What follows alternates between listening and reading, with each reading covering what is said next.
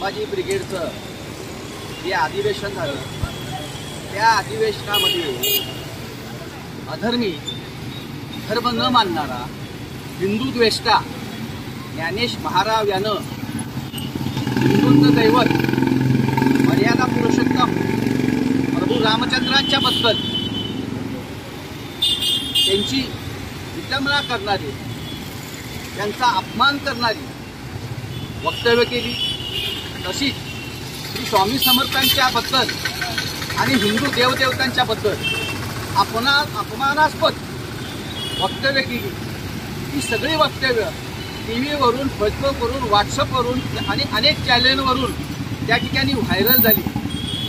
संपूर्ण देशामध्ये, संपूर्ण महाराष्ट्रामध्ये या गोष्टीचा ठिकठिकाणी निषेध होतोय।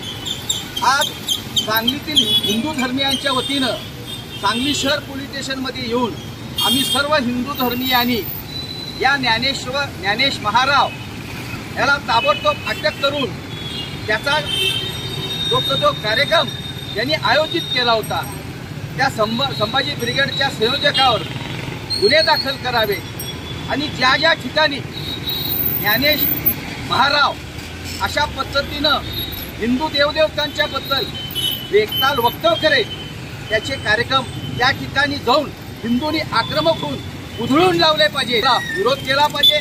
आम्ही जी मागणी या ठिकाणी केलेली आहे, आम्ही जो तक्रार अर्ज दिलेला आहे त्या अर्जाची दखल घेऊन सांगली शहर पोलिसांनी त्या ठिकाणी त्याच्यावर गुन्हा दाखल केला पाहिजे आणि ज्ञानेश महाराव याचा ह्या सर्व हिंदू धर्मियांच्या वतीनं तीव्र शब्दामध्ये धिक्कार करतो।